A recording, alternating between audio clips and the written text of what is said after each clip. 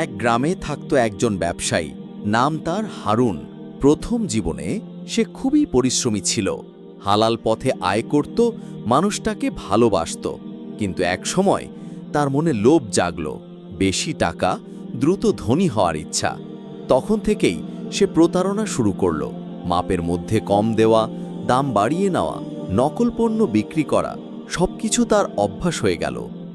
হারুনের ব্যবসা দ্রুত বড় হতে লাগল, বাড়ি, গাড়ি, জমি, গহনা সব কিছু পেয়ে গেল সে। কিন্তু সেই সাথে তার অন্তরে শান্তি হারিয়ে গেল।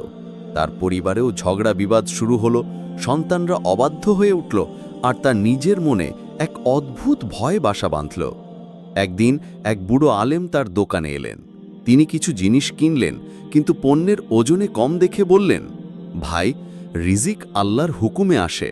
অন্যায় করে আনা টাকা হয়তো আজ তোমাকে সুখ দিচ্ছে মনে হবে, কিন্তু এর পরিণতি ভয়াবহ।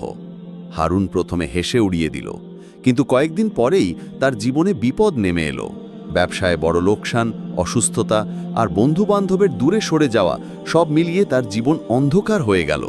অবশেষে হারুন কুরআনের এই আয়াতটি শুনল, তোমরা একে অপরের সম্পদ অন্যায়ভাবে গ্রাস করো না। সূরা আল বাকারা 2:188। সে কান্নায় ভেঙে পড়ল, সব অন্যায় আয় থেকে বিরত হয়ে হালাল পথে ফিরে এলো, আবার নতুন করে সততার সাথে ব্যবসা শুরু করল। কয়েক বছর পর তার জীবনে শান্তি ফিরে এলো। অন্যায় রোজগার সাময়িক সুখ দিলেও এর পরিণতি খুবই কষ্টকর। হালাল রিজিকেই বরকত ও শান্তি রয়েছে।